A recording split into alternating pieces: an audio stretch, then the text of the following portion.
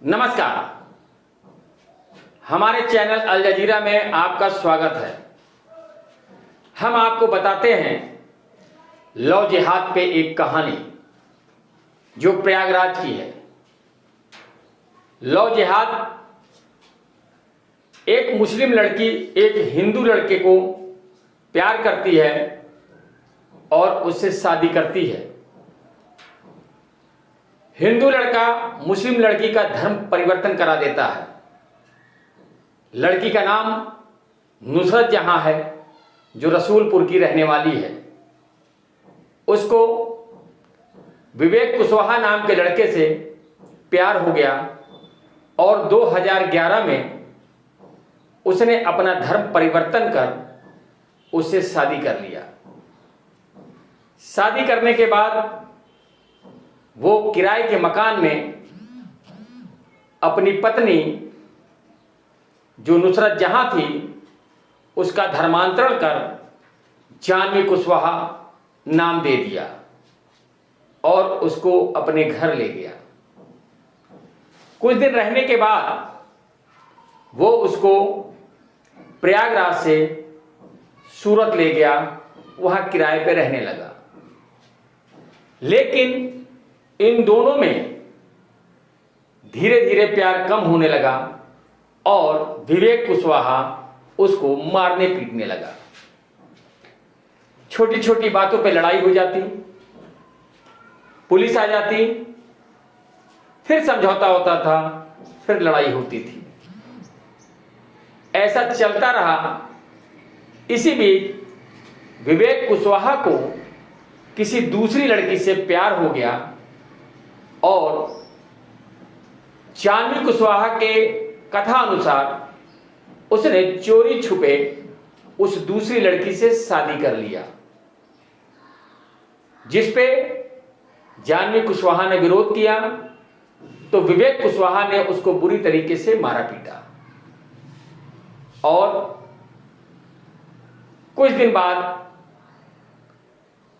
जानवी कुशवाहा को वो इलाहाबाद उसके मायके भेज दिया। जब वो यहां आ गई तो जानवी कुशवाहा की कथा अनुसार उसने जानवी के मोबाइल से चिप निकाल लिया था, जिसमें दूसरी लड़की के फोटो और सारे प्रूफ थे। विवेक कुशवाहा ने घर से और सामान लेके वो गायब हो गया। जब जानवी कुशवाहा वहां पहुंची तो 3 महीने इसका पता नहीं चला। बहुत खोजबीन किया। इसके बाद फिर वो आया, फिर ठीक ढंग से रहने लगे दोनों।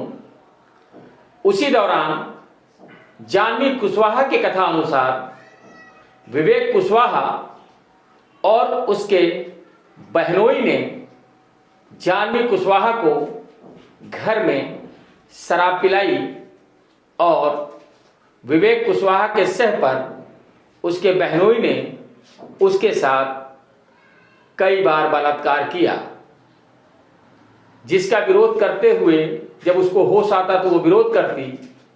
उसने इसकी शिकायत सूरत पुलिस में भी किया था, लेकिन कोई निष्कर्ष नहीं निकला। मामला ठंडे बस्ते में चला गया। दोनों की लड़ाई इतनी बढ़ी कि जानवी कुशवाहा अपने 2 बच्चों को लेके वापस प्रयागराज आ गई। जानवी कुशवाहा के 2 बच्चे हैं, एक बेटी और एक बेटा। जानवी कुशवाहा की कथा अनुसार जब उसकी बेटी हुई तो विवेक कुशवाहा के परिवार वाले, सास, ससुर, ननद सब इसको प्रताड़ना देने लगे कि तूने लड़की पैदा कर दी है, इसका खर्चा कौन उठाएगा। इसके बाद जानवी कुशवाहा ने कहा कि बच्चे मेरे हैं, इसका पालन पोषण मैं करूंगी। दोनों में इतनी दूरियां बढ़ गई कि जानवी कुशवाहा ने महिला थाने में शिकायत की, करेली थाने में शिकायत की। उसने कहा कि मेरे नंदोई ने मेरा बलात्कार किया है, मुकदमा पंजीकृत किया जाए। लेकिन थाने में मुकदमा पंजीकृत नहीं हुआ। उल्टा उसको करेली थाने ने 151 में चालान कर दिया। जाह्नवी कुशवाहा का आरोप है कि करेली थाने में तैनात दरोगा मुदित राय ने उसको गंदी गंदी गालियां दी, जो कि हम अपने चैनल के माध्यम से आपसे बयान नहीं कर सकते हैं। इसके बाद उसको उसके वकील से भी बात नहीं करने दिया गया, मोबाइल भी रख लिया गया था। उसका 107(16) के तहत चालान कर दिया गया। इसके बाद उसने जो आवेदन दिया था उस पर कोई कार्रवाई नहीं हुई। उल्टा जब वो जमानत करा के बाहर आई, दोबारा वो करेली थाने गई तो वहाँ पे दूसरे दरोगा राघवेंद्र सिंह ने भी उसके साथ बदतमीजी की, गाली गलौज किया और उसको उल्टा भगा दिया। ये कहनाम है जाह्नवी कुशवाहा का। इसके बाद जाह्नवी कुशवाहा ने अपने अधिवक्ता, जो कि हाई कोर्ट के माननीय वकील हैं, सुनील चौधरी से सारी बातें बताई, जिस पे सुनील चौधरी ने उस महिला के दर्द को समझते हुए उसका केस अपने हाथ में लिया और ट्विटर और अन्य माध्यम से पुलिस प्रशासन को अवगत कराया। उन्होंने कहा कि इसकी जांच सीओ प्रथम करें और पीड़िता का मुकदमा 376 दर्ज हो। लेकिन जांच होने के पहले ही मुदित राय ने पीड़िता का दहेज उत्पीड़न का मुकदमा लिख दिया और पीड़िता को 161 के बयान के लिए बुलाया। कोई फोन नहीं गया। कुछ दिन बीतते ही कुछ पुलिस वालों के साथ मुदित राय खुद उसके घर पहुंच गए और वहां पूछा। उसकी बहन ने कहा कि हमारी बहन घर पे नहीं है, तो वहां नोटिस चस्पा करके आए और बोला कि उसको 10 बजे भेज देना। पीड़िता ने अपने अधिवक्ता से संपर्क किया, सारी बातों की जानकारी दी, नोटिस उनको दिखाया। अधिवक्ता ने कहा कि पहले 376 का मुकदमा पंजीकृत हो, तभी हमारी क्लाइंट थाने जाएगी।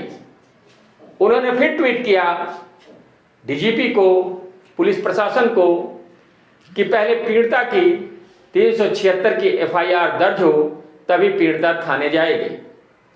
हम आपको दिखाते हैं कि पीड़िता किस तरह अपने 2 बच्चों को लेके परेशान रही, किस तरह वो मुस्लिम से हिंदू रीति रिवाज अपनाया और वो दर दर भटक रही है, उसको कोई न्याय नहीं मिल पा रहा है।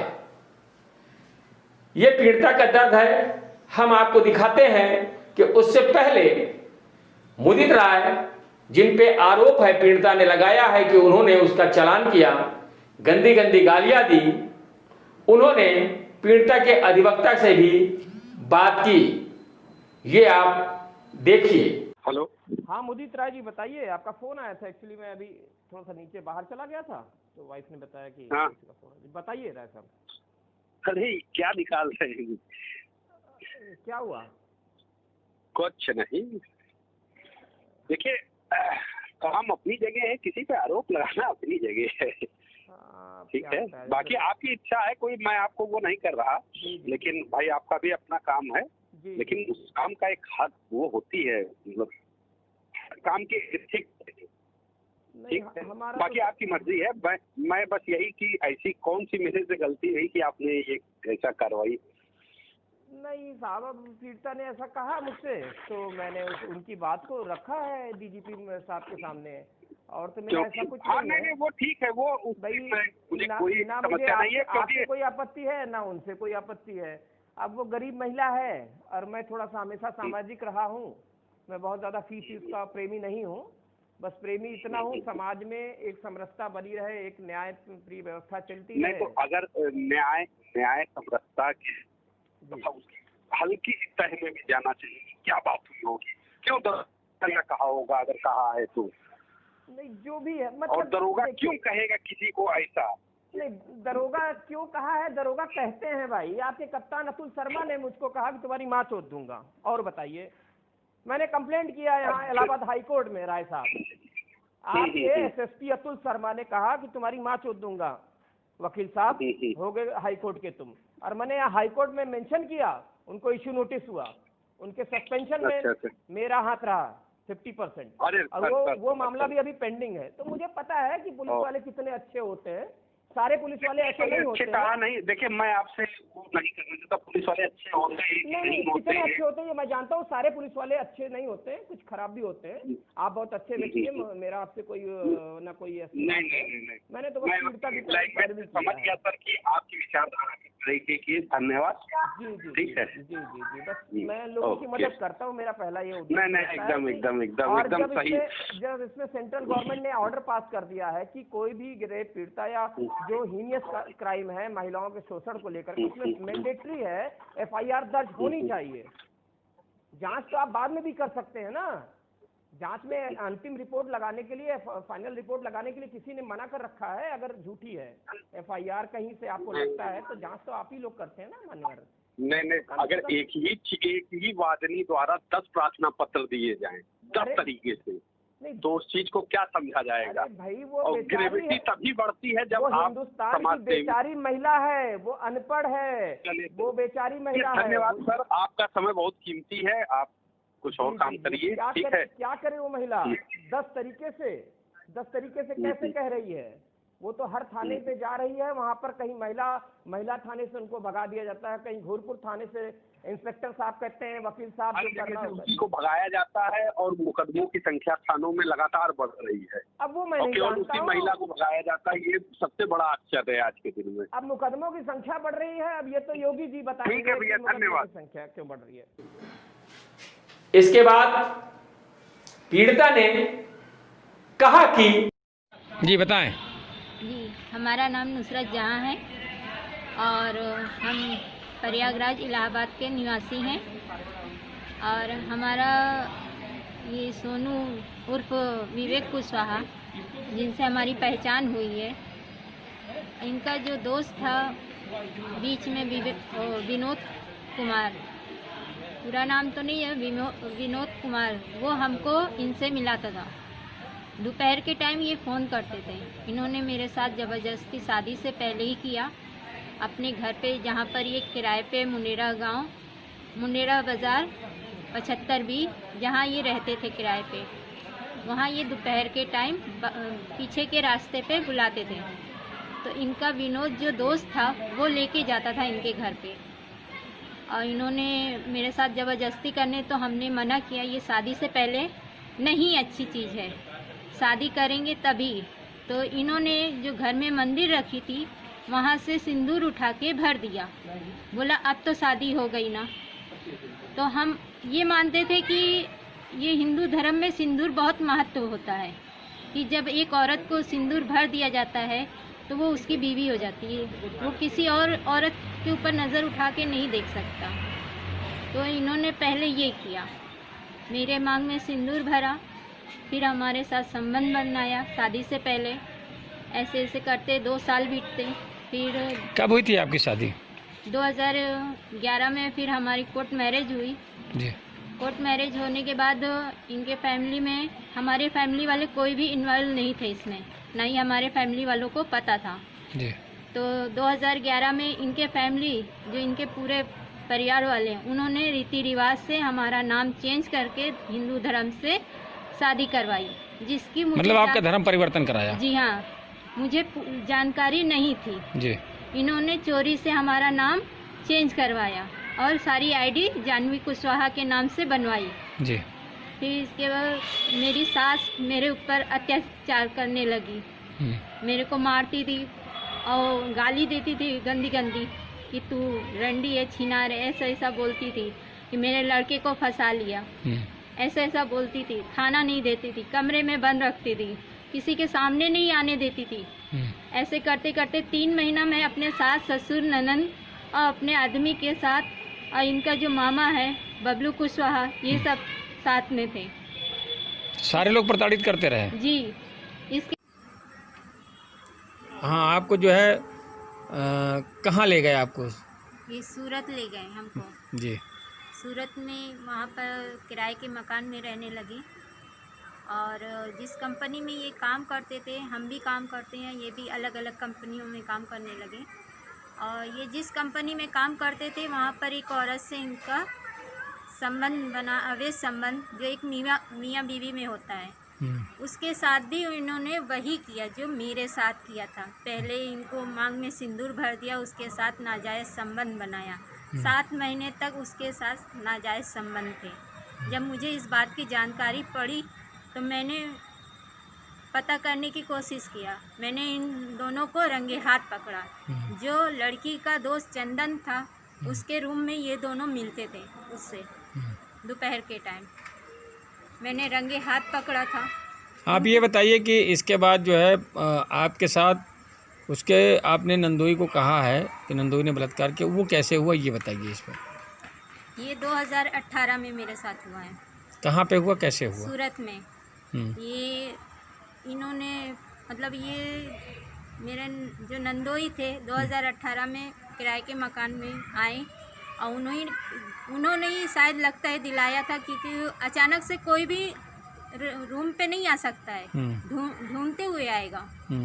उनको पता था हमारा रूम, अचानक से आए। दोपहर का टाइम था, एकदम सन्नाटा हुआ था और मैं नाइटी में थी, मेरा बच्चा सो रहा था और मेरा नंदोई, मेरा आदमी, ये लोग ने मेरे को शराब पिलाई और मेरे साथ ज़बरदस्ती की और मैं बेहोश हो जाती थी। मेरे साथ क्या होता था मुझे होश नहीं।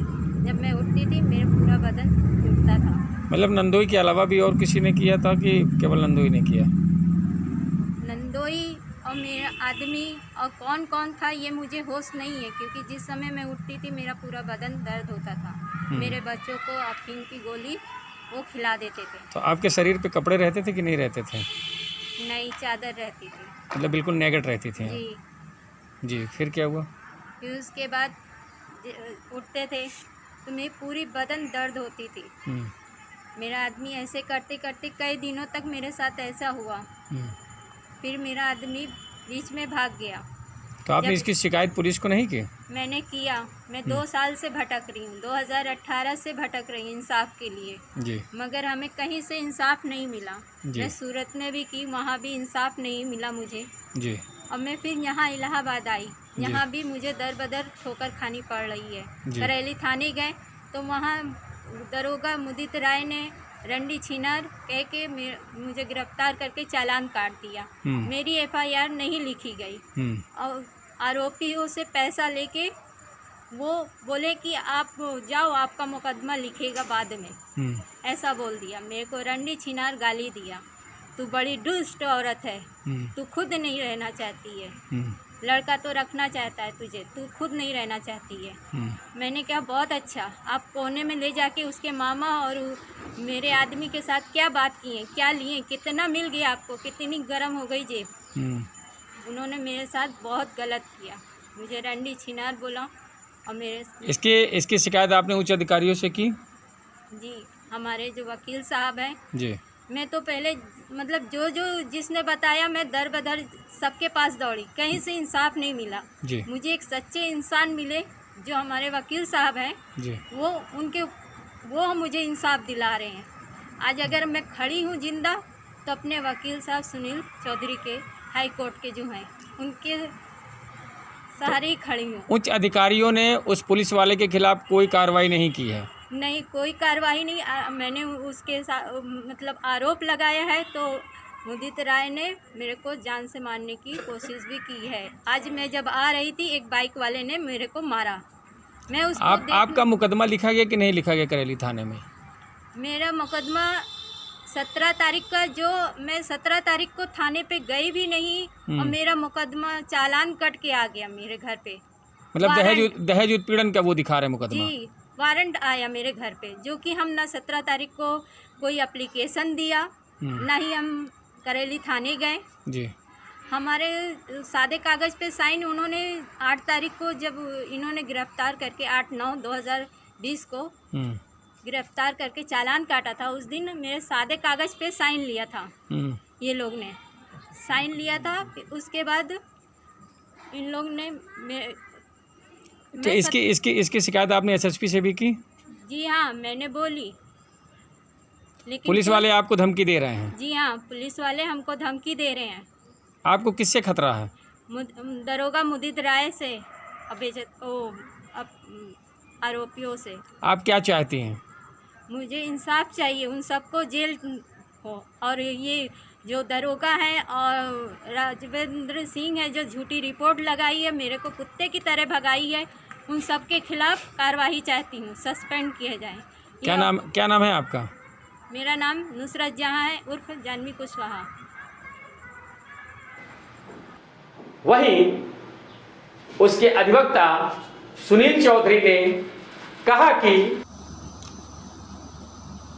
एक केस आया हुआ है जो एक महिला का है, जो वो कह रही है कि धर्म परिवर्तन करके उसका जो है विवाह किया गया धर्मांतरण करके, और इसके बाद उसको धोखा दिया गया, उसका बलात्कार हुआ। इस पे आप क्या कहना चाहते हैं? वो शायद आपकी क्लाइंट है।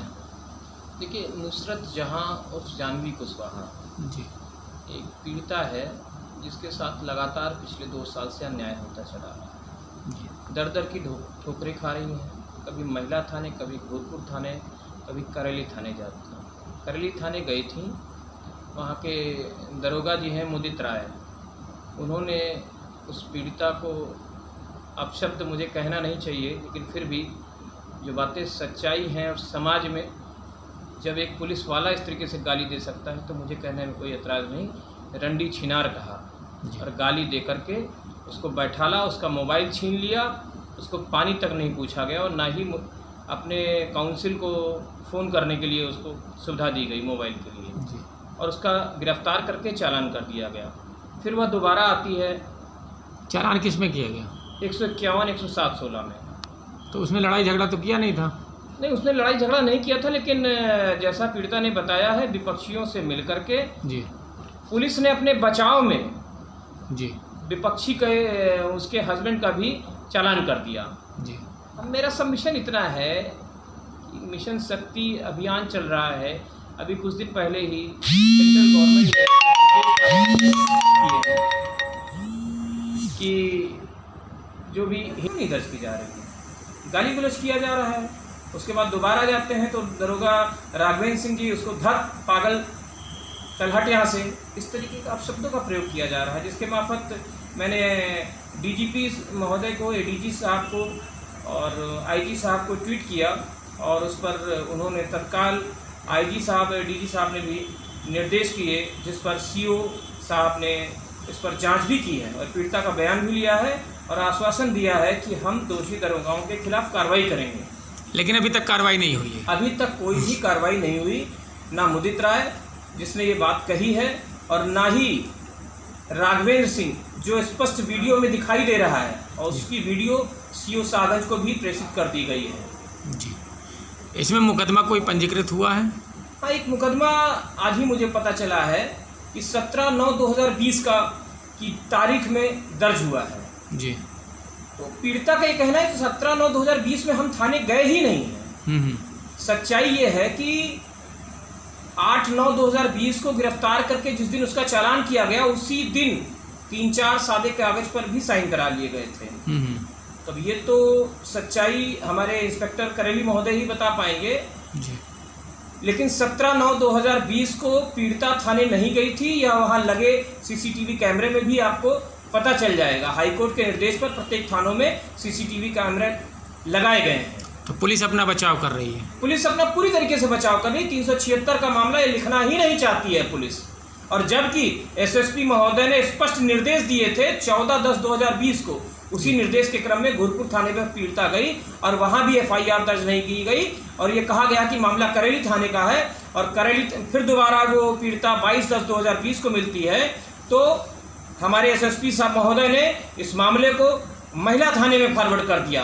महिला थाने से भी फोन आ रहा है, करेली थाने से भी फोन आ रहा है, पीड़िता जाए तो जाए कहाँ? जो मुकदमा दर्ज हुआ है उस पर मालूम चला कि पुलिस इनके घर गई थी, जो कि ऐसा अमूमन होता नहीं है, ऐसा क्यों?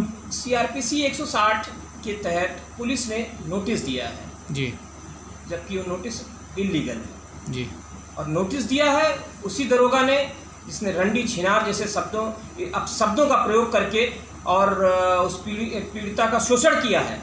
और इस मुकदमे की जो एक फर्जी मुकदमा, जो पीड़िता का कहना है कि मैं उस डेट में कोई प्रार्थना पत्र दिया ही नहीं, उस मुकदमे की जांच मुदित राय को ही दे दी गई है, उसी आरोपी दरोगा को दे दी गई और उसी आरोपी दरोगा ने सीआरपीसी 160 के तहत पीड़िता के घर पर एक नोटिस भी चस्पा दी।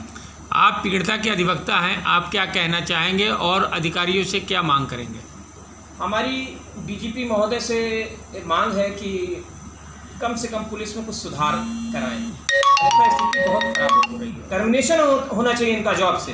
किसी की माँ बहन को गाली देने के लिए ये बनाए गए हैं। ये जनता के सेवक हैं, इनको जनता की सेवा करनी है, उन पीड़ित महिलाओं की बात को सुनना और FIR दर्ज करना और कार्रवाई करना है। तो मेरा सिर्फ यही निवेदन है, इनके खिलाफ कड़ी से कड़ी कार्रवाई हो और विपक्षियों के खिलाफ 14/10/2020 के पर दिए गए प्रार्थना पत्र पर FIR पुनः दर्ज हो और बलात्कार की मुकदमा होना चाहिए। यस, जरूर 376 उसमें धारा लगेगी। प्रयागराज के ब्यूरो चीफ अतुल रस्तोगी ने ये सारी बातें अपने रिपोर्टिंग में बताई है और जो भी उनके पास साक्ष्य उपलब्ध हैं उन्होंने हमारे चैनल के माध्यम से दर्शकों को रूबरू करा रहे हैं। तो योगी सरकार में, जहां योगी सरकार कई सारे कानून महिलाओं के लिए ला चुके हैं, लेकिन बलात्कार, अत्याचार, तेजाब फेंकने की धमकी, ये सब आम बात हो गई है। दबंगों के हौसले बुलंद हैं और कहीं ना कहीं इस सबके पीछे प्रशासन भी दोष की कैटेगरी में आता है। अगर प्रशासन मुस्तैद रहे तो ऐसी घटनाएं नहीं हो सकती हैं।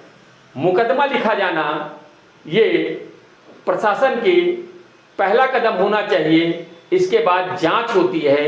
अगर जांच में गलत साबित हो तो उसको खत्म कर देना चाहिए, उसको दूसरे हिसाब से देखना चाहिए। लेकिन जो भी महिला अगर किसी पे आरोप लगा रही है तो प्रथम दृष्टया पहले उसकी बात को शासन प्रशासन सुने, इसके बाद जांच करे। हम चाहते हैं कि हमारे चैनल के माध्यम से किसी भी व्यक्ति पे निराधार आरोप न लगे, जो दोषी हो उसी को सजा मिले। लेकिन जहां ये पीड़िता का दर्द है, पीड़िता ने अपनी दर्द हमारे चैनल के माध्यम से दर्शकों के सामने बयां की है। तो ये जांच का विषय है और इस पे देखना है कि पीड़िता को न्याय कहां तक मिलता है और पीड़िता के अधिवक्ता सुनील चौधरी उसे कहां तक न्याय दिला पाते हैं। सभी दर्शकों से विदा लेता हूं। मैं डॉक्टर SK पांडे, संपादक अल जजीरा न्यूज। धन्यवाद।